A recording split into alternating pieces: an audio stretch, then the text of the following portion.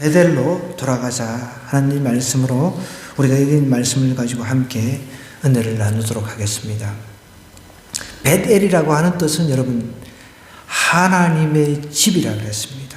하나님의 집. 이 베델은 왜 하나님의 집이라는 이런 의미가 붙었냐면 베델이라고 하는 장소에서 야곱이 하나님을 인격적으로 만났기 때문에 그렇습니다. 그럼 우리도 하나님을 인격적으로 만나야 돼요. 아직도 내가 하나님을 인격적으로 만나지 못했다라고 한다면 우리도 우리의 베델로 향해서 돌아가는 발걸음이 필요한 겁니다. 오늘 우리가 읽은 이 말씀을 우리가 깊이 있게 이해하기 위해서는 먼저 야곱의 가정사를 좀 이해를 해야 됩니다. 이제 야곱은 밧단 아람에서 이제 외삼촌 집에서 20년 동안 가진 고생해가지고 이제 부도 이루었습니다. 큰 부자가 되어서 돌아왔는데 이제 돌아올 때 원수 같은 형 에사하고 이제 대면하는 그런 장면이 있었습니다. 근데 원수 같은 사람을 변화시키는 분은 하나님이셨어요. 그래서 하나님의 그 개입으로 말미암아 형제가 극적으로 화해를 하게 되고 이제 세겜이라고 하는 고향 땅에 돌아와가지고 10여 년 동안 정착을 했었습니다. 근데 야곱은 벳엘이라고 하는 그 지명을 지으면서 하나님의 집이라 하면서 내가 이제 고향 땅으로 다시 돌아오면 이곳이 하나님의 집이 될 것입니다. 이렇게 서원을 했단 말이에요. 11조를 철저하게 드리겠습니다. 이렇게 하나님 앞에 서원을 했단 말이에요. 근데 서원을 까마득히 한 12년 동안 이제 잊어버리고 그냥 살았습니다. 그런 가운데 어떤 일이 있었냐면 딸이 강간을 당하는, 딸이 성폭행을 당하는 아주 어마무시한 가정적으로 큰 시련이 찾아왔습니다. 큰 일이죠. 그런데 이제 더 나아가가지고 레위와 오빠들이, 그러니까 시몬하고 레위라고 하는 오빠가 그 세겜 추장의 아들에 의해서 자기 여동생이 짓밟힘 당한 것에 대해서 분노해가지고 속여가지고 니네들 우리하고 통혼하려면은 할례라고 하는 것을 행해. 할례라고 하는 것은 남자의 성기를 자르는 거 그겁니다. 그것을 이제 자르는 거예요. 표피를 잘라내는 겁니다. 그러면 당연히 이제 그 할례를 행했을 때는 한 일주일 동안은 남자들이 움직이지 못하잖아요. 힘드니까. 그래서 그 틈을 이용해가지고 그 남자들, 세겜 족속들 다 죽여버렸어요. 그러니 여러분 야곱 족속은 많아봐야 그 세겜 족속하고 게임이 안 됩니다. 싸움을 해도 전쟁을 치러도 싸움 자체가 안 된다는 거예요. 분노에 의해 가지고 일을 크게 더 벌린 거예요.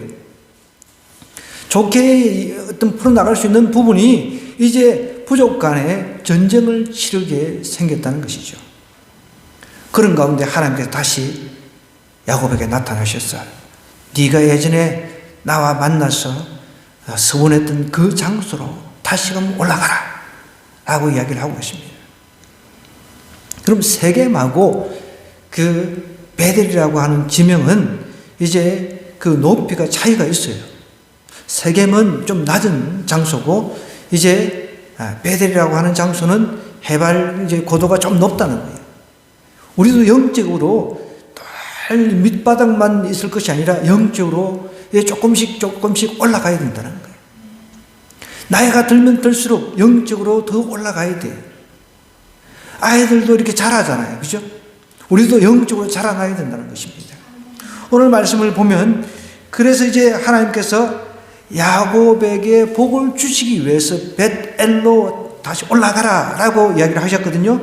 1절부터 하나님이 이제 야곱에게 이렇게 이르십니다. 일어나 벳엘로 올라가서 거기 거주하며 내가 내 형 에서의 낯을 피하여 도망하던 때에 내게 나타났던 하나님께 거기서 제단을 쌓아라 라고 이야기를 하고 있습니다. 여러분 제단이라고 하는 것은 구약시대의 제단, 오늘로 치면 예배죠. 구약시대는 제단을 쌓는데 피의 제사를 드렸어요. 오늘날 우리는 피의 제사를 드리지 않습니다. 예수님께서 피의 제사를 어린 양의 역할을 해주셨기 때문에 우리는 더 이상 피해 제사를 드릴 필요는 없다는 것입니다. 양을 잡아가지고 예배를 드릴 이유는 없습니다. 구약시대 때는 양을 잡아가지고 양이나 염소 같은 것을 잡아가지고 피해 제사를 하나님 앞에 드렸다는 거예요. 하나님 앞에는 어느 누구도 함부로 나갈 수가 없었습니다. 하나님 앞에는 어느 누구도 나갈 수가 왜요? 우리는 죄인이었기 때문에. 죄인은 하나님 앞에 절대 나갈 수 없습니다. 하나님은 죄가 없으신 분이기 때문에 죄를 싫어하세요. 죄가 있는 인간은 하나님 앞에 직접적으로 나갈 수가 없었습니다. 그렇기 때문에 하나님 앞에 나갈 수 있는 방법을 하나님께서 만들어 주셨는데 피해 제사를 드려야 된다는 거예요. 베델에 올라가서 피해 제사를 드리라 라고 하나님께서 말씀을 하셨어요. 그래서 이제 야곱이 이게 자기 집안 사람 그리고 자기와 함께한 모든 자에게 이제 이렇게 이야기를 합니다. 너희 중에 있는 이방 신상들을 버리고 자신을 정결하게 하고 너희들의 의복을 받고 입어라. 우리가 일어나 베델로 올라가자. 내 환난 날에 내게 응답하시며 내가 가는 길에서 나와 함께 하신 하나님께 내가 거기서 제단을 쌓으려 하노라. 거기서 피의 제사를 드리려 하노라 라고 이야기를 하고 있습니다. 여러분, 하나님 앞에 돌아가기 위해서 피의 제사가 필요하다는 것입니다. 이제 가족들, 자기 이제 수중에 있는 이방 땅에서 노예로 잡아온 사람이든 종이든 누구든 자기 희화에 있는 모든 식구들, 식솔들은 다 여기에 동참을 해야 되는 거예요. 그래서 우리가 베델 정말 하나님께로 돌아가기 위해서 해야 될 게 있는데 첫 번째 이방 신상을 버리는 겁니다. 오늘 야곱이 2절에 보니까 자기 집안 사람과 자기와 함께한 모든 자에게 이르되 너희 중에 있는 이방 신상을 버리라고 했습니다. 이방 신상. 여러분 아시는 분은 아시겠지만 라헬이라고 하는 사람이 야곱이 아주 사랑했던 부인이었어요. 둘째 부인이죠. 첫째 부인을 레아인데, 근데 아버지 집에서 이제 도망 나오던 때 아버지의 드라빔, 아버지가 그냥 오늘날로 치면 이제 신주 모시듯이 그냥 우상으로 섬기던 드라빔이 있었단 말이에요. 그것을 훔쳐 왔어요. 그걸 가지고 있었던 거죠. 그러니까 여전히 야곱은 하나님을 믿지만 그 식구들 중에서는 드라빔 같은 우상신들을 섬기는 그런 것들을 가지고 여전히 한쪽은 하나님, 한쪽은 우상, 이렇게 살아갔던 것이죠. 오늘 우리도 마찬가지입니다. 우리 중에 여전히 우리는 눈에 보이는 드라빔 같은 그런 것을 만들어가지고 우상을 숭배하지는 않지만 하나님보다 더 좋아하는 게 있다면 그게 우상이라는 거예요. 그게 물질이 되었든 아니면 심지어 건강이 되었든 아니면 TV가 되었든 어떤 인터넷 매체가 되었든 모든 것이 다 하나님보다 더 좋아하는 것이 있다라고 한다면 그것이 우상이라는 거예요. 그것을 갖다가 버려야 하나님 앞으로 나갈 수 있다는 거예요. 온전히 나갈 수 있다는 거예요. 하나님하고 우리가 물질을 동시에 겸해서 섬길 수 없다고 주님께서 말씀하셨잖아요. 그것처럼 우리 하나님 벳엘이라고 하는 하나님의 집, 거기로 올라가려면, 온전히 올라가려면 우리가 하나님보다 더 좋아하는 것을 버리지 않고서는 절대로 올라갈 수가 없습니다. 그래서 이 사실을 이제 야곱이 무엇보다 잘 알기 때문에 하나님께로부터 지시를 받았잖아요. 이미 식구들 중에는 드라빔이라든지 이런 것들을 섬기는 사람이 있었단 말이에요. 하나님과 나 사이에 끼어드는 것, 이런 것들이 있다면 그게 취미가 됐던 그 동일합니다. 그것을 제거하지 않고서는 베델로 올라갈 수가 없다라고 이야기를 하는 거예요. 생각해 보십시오. 여러분, 우리 이렇게 정의를 하면 돼요.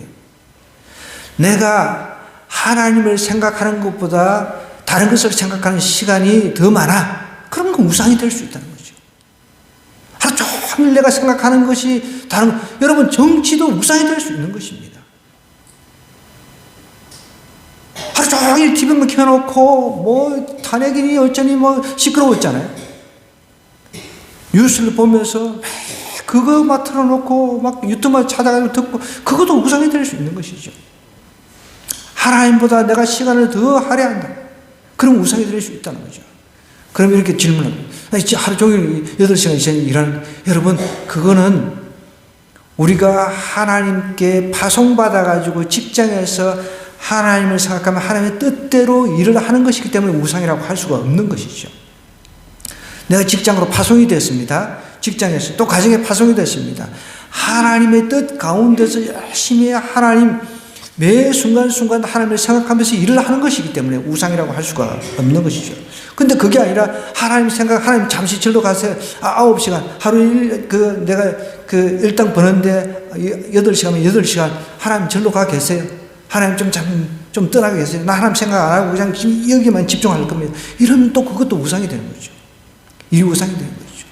하나님을 생각하면서 일을 하는 겁니다. 그러면 우상이 될 수가 없다는 것이죠. 우상은 하나님과 나 사이에 끼어드는 것을 말하는 것입니다. 하나님을 사랑하지 못하게 만드는 것, 하나님을 섬기는 일에 방해가 되는 그 모든 것이 우리에게는 우상이라고 할 수가 있는 것입니다. 그래서 골로새서 3장 5절은 탐심은 곧 우상 숭배다 그랬어요. 여러분은 음식 많이 이렇게 드시잖아요, 요즘에. 그것도 우상이 될 수가 있는 것입니다. 탐심은 곧 우상이라고 했어요. 먹는 거 앞에 놓고 막 서로 우리 아이들이 맛있는 거 자기 앞에 더 많이 갖다 놓으려고 막 그러잖아요. 미리 자기 거 챙겨가지고 탁탁탁 앞에 갖다 놓고. 그게 우상이라는 것이죠. 그게 탐심이라고 하는 것, 그것 자체를 우상 숭배라고 이야기합니다. 우상이라고 이야기를 성경이 하고 있다는 것입니다. 베델로 올라가기 위해서 이런 우상, 이방 신상을 반드시 버려야 된다는 것을 야곱이 가족들을 다 불러놓고 이야기를 합니다. 또 우리가 베델로 올라가기 위해서는 자신을 정결하게 해야 되는데 2절에 볼게요. 야곱이 자기 집안 사람과 자기와 함께 모든 자에게 이르되 너희 중에 있는 이방 신상들을 버리고 자신을 어떻게 하라 그랬습니다. 정결하게 하라 그랬습니다. 자신을 정결하게 하고, 여러분 정결하게 하라고 하는 것은 무슨 뜻입니까? 하나님 앞에 쓰임 받기 위해서는 내가 내면 세계가 깨끗해야 된다는 거예요. 역사상의 위대한 인물들 치고 하나님 앞에 쓰임 받은 사람 치고 내면을 정결하게 하려고 애를 쓰지 않은 사람 한 사람도 없다는 것입니다. 내면은 더러워요. 내면은 탐욕으로 가득 차 있습니다. 내면은 정욕으로 가득 차 있어요. 이런 사람이 하나님 앞에 쓰임 받을 수가 없는 거죠. 이런 사람이 베델 하나님의 집에 갈 수가 없다는 것이죠. 하나님의 집에 정착할 수 없다는 것입니다. 하나님 앞에 여러분 쓰임받기 위해서는 정결해야 된다는 거죠. 디모데후서 2장 21절에도 이렇게 이야기하고 있습니다. 그러므로 누구든지 이런 것에서 자기를 깨끗하게 하면 귀히 쓰이는 그릇이 되어 거룩하고 주인의 쓰심에 합당하며 그랬습니다. 그럼 집에서 그릇을 이제 손님 대접할 때 예쁘고 그런 좋은 그릇을 내어서 대접하잖아요. 개밥 그릇을 가지고 손님 오한테 대접해 주는 사람은 어디 있습니까? 저는 집에서 가끔씩 이렇게 오랫동안 잘 안 쓰던 그런 그릇들을 집사람이 꺼내면은 저는 대충 헹구지도 않고 대충 먹어요. 그럼 꼭 이제 다시 한번 씻어가지고 이렇게 집사람은 헹궈서 깨끗하게 하는데, 아니, 나는 괜찮다고. 여러분, 깨끗하게 해서 손님들 대접할 때는 그렇게 하잖아요. 그죠? 우리가 내면 세계가 깨끗하지 않으면 하나님 앞에 쓰임받을 수가 없습니다. 내면 세계는 깨끗하지 않은데 하나님 앞에 기도한다 해서 하나님께서 그 기도를 들으실까요? 하나님 듣지 않으십니다. 그래서 이방 신상들을 첫째는 버리고 자신을 정결하게 하고 난 뒤에 베델로 올라가라는 거죠. 오늘 우리가 성찬도 마찬가지입니다. 내가 한 주 동안 하나님 앞에 정말 불편한 마음이 있어요. 그럼 성찬 참여하시면 안 돼요. 성찬은 함부로 참여하는 게 아닙니다.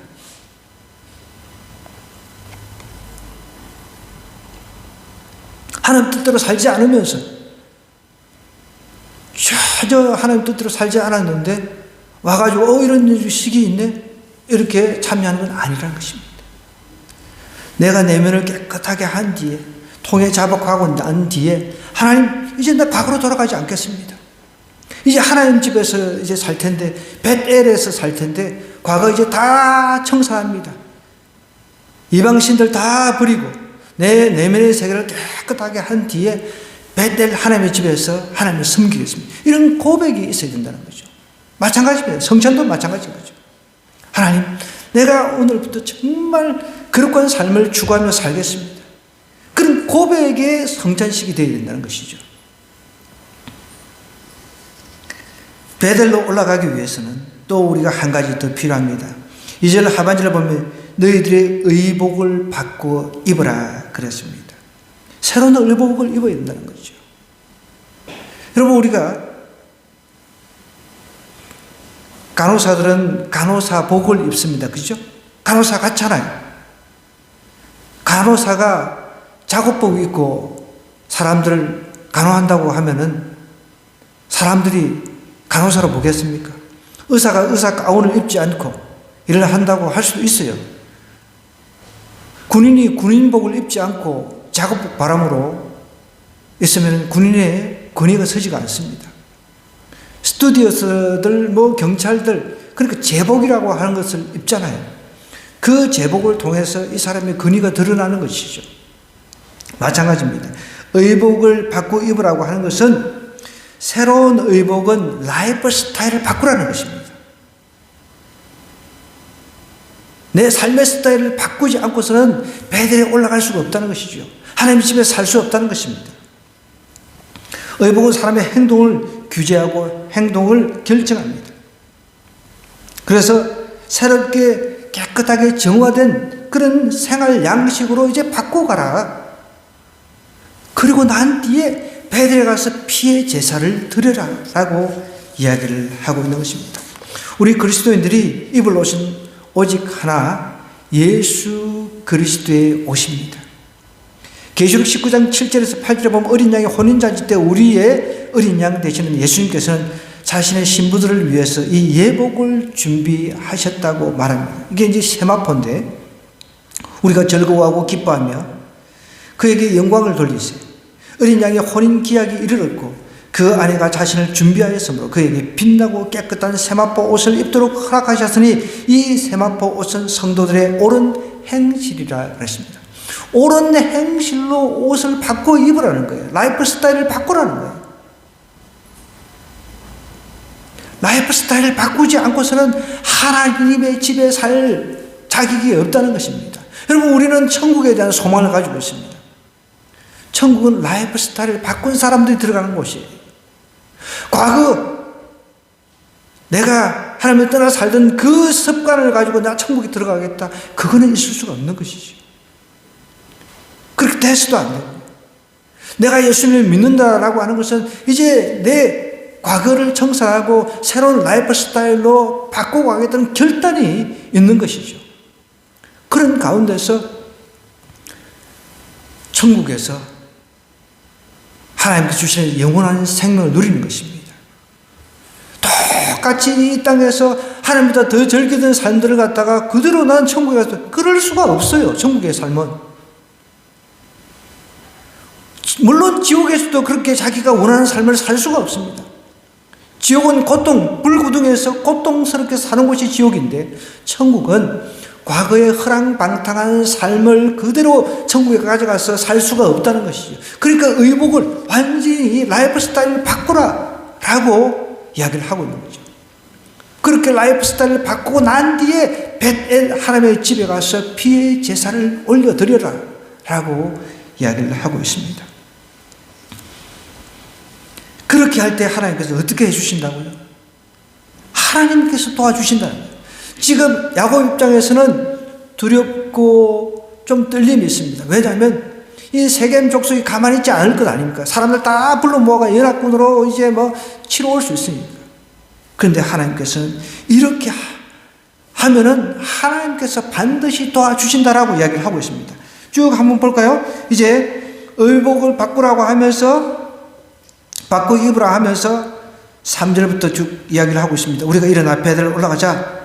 내 환난 날에 내게 응답하시며 내가 가는 길에서 나와 함께 하신 하나님께 내가 거기서 제단을 쌓으려 하노라 하며 그들이 자기 손에 있는 모든 이방 신상들과 자기 귀에 있는 귀고리들을 야곱에게 주는지라. 야곱이 그것들을 세겜 근처 상수리 나무가 이제 참나무에 요즘 새로 번역된 성경은 참나무로 바로 번역을 했어요. 참나무 아래에 묻고 그들이 떠났으나 하나님이 어떻게 했다고요? 그 사면 고울들을 크게 두려워했다는 거예요. 인원수로는 야곱의 족속이 세겜 족속하고는 게임이 안 됩니다. 하나님께 하나님께 두렵게 만들어버린 거예요. 여러분, 우리는 하나님을 두려워할 수 있어야 됩니다. 그럼 최근에 보니까 인도, 네팔에 벼락이 치가지고 100명이 넘게 죽었대요. 하나님은 그렇게도 사람을 갖다 죽이기도 하십니다. 그런데 하나님은 죽을 상황인데도 하나님께서 살리기도 하신다는 거예요. 지금 야곱 족속이 죽어야 될 상황인데도 하나님께서 오히려 주변 국가들을 갖다가 두렵게 만들어버린 거예요. 구체적으로 어떻게 두렵게 하신 것은 성경이 말을 하고 있지 않지만은 뭔가 정말 공포스러운 분위기가 있었을 겁니다. 여러분, 벼락만 우두둑 쳐도 정신이 없잖아요. 그죠? 천둥이 치고 벼락만 쳐도 사람이 정말 두려워 뜹니다. 충분히 우리가 예상을 할 수 있다는 것이죠. 벼락이라든지 천둥을 쳐서 하나님께 두렵게 했다든지 분명히 그렇게 하셨을 것입니다. 하나님의 그 사면 고울들을 크게 두려워하게 하셨으므로 야곱의 아들들을 추격하는 자가 없었다 그랬습니다. 야곱과 그와 함께한 모든 사람이 가나안 땅 루스 곧 베델에 이르고 이제 베델에 잘 올라갔습니다. 거기서 제단을 쌓고 그곳을 엘 베델, 그러니까 엘은 하나님의 뜻이라고 그랬습니다. 하나님의 집의 하나님, 이렇게 해석할 수가 있죠. 벳엘은 하나님의 집이니까 하나님의 집의 하나님, 하나님의 집에서 하나님을 만났다는 것이죠. 예배했다는 것이죠. 이런 그의 형의 낯을 피할 때 하나님이 거기서 그에게 나타나셨습니다. 리브가의 유모 드보라가 죽음에 그를 베델 아래에 있는 상수리 나무 밑에 장사하고 그 나무 이름을 알론 바쿠시라 불렀다. 알론 바쿠스는 통곡의 상수리 나무, 이런 뜻이 있습니다. 야곱이 이제 바탄 아람에서 돌아오매 하나님이 다시 야곱에게 나타나서 그에게 복을 주셨다는 거예요. 여러분, 우리가 복 받기 원하십니까? 복 받기 원하시면 베델로 올라가기 전에 하나님께서 야곱과 모든 식솔들에게 원하는 것, 이방 신상을 버리는 것, 자신을 정결하게 하는 것, 의복을 바꾸는 이 과정이 반드시 필요하다는 것이죠. 이거 없이 복만 받으려고 하지 마십시오.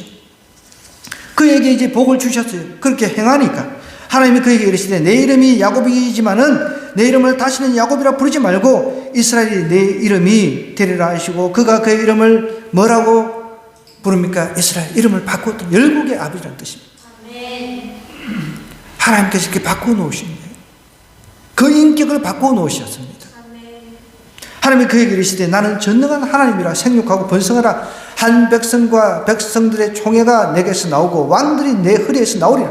내가 아브라함과 이삭에게 준 땅을 내게 주고 내가 내 후손에게도 그 땅을 주리라 하시고, 이제 생육하고 번성하는 복뿐만 아니라 그 땅을 기업으로 또 주시는 그런 복도 겸해서 받는 거죠. 하나님이 그와 말씀하시는 곳에서 그를 이제 떠나 이제 올라가십니다. 야곱이 하나님이 자기와 말씀하시는 곳에 기둥곳 돌 기둥을 세우고 그 위에 전제물을 붓고 또 그 위에 기름을 붓고 하나님이 자기와 말씀하시는 곳의 이름을 벳엘, 하나님의 집이라고 불렀다고 하였습니다. 여러분, 우리가 베델로 올라가기 위해서 반드시 행해야 될 것, 이방 신들, 하나님보다 내가 더 좋아하는 것, 그런 각자가 알고 있을 것입니다. 각자가. 내가 하나님 생각 없이 다른 것 더 많이 생각하는 그게 우상이라고 그랬습니다. 그것을 버려야 된다는 것이죠. 하나님, 내가 이 땅에 사는 동안 다른 것을 하나님보다 더 좋아했다면 이제 바꾸겠습니다. 하나님만 더 좋아하겠습니다. 또 이제 자신을 정결하게 하는 거죠. 내 마음이 다른 것으로 가득 차 들어오 있다면 그것을 다 정결케 하는 거죠. 그리고 마지막으로 이제 내가 의복을 바꾸는, 라이프 스타일을 바꾸는 그런 삶을 통해서 이제 베델에서 하나님 집에서 살게 되는 것이죠. 야곱은 이때부터 이제 영적으로 완전히 업그레이드가 됐습니다. 여러분, 우리도 이런 단계를 거쳐서 하나님의 집에 살 때 우리의 영적인 수준도 업그레이드가 되는 것입니다. 한층 높아지는 것입니다. 이런 삶을 우리가 이번 한 주, 어떻게 보면 고난주간, 하나님과의 나의 관계가 예수님 때문에 내가 죄에서 구원받았잖아요. 그것을 깊이 있게 묵상한 겁니다. 한 주간 예수님께 감사하고, 그러면서 한 끼 금식하고, 그 금식한 거 하나님 앞에 드리면서 또 그것도 우리 주변 사람들의 구제로 이렇게 우리가 열심히 해 나가는 우리 하늘공교의 전통이 있습니다. 여러분, 오늘 이 말씀 가슴 깊이 새기고 이 성찬식에 함께 동참하는 저와 여러분 되기를 원합니다.